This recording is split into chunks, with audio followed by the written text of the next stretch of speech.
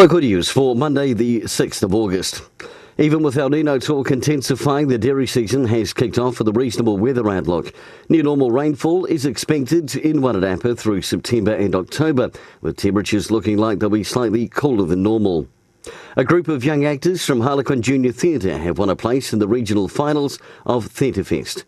King John, written by Paul Percy and directed by Linda Voice, stars 15 budding thespians who will now compete in the Lower North Island regional final in Fielding at the end of this month.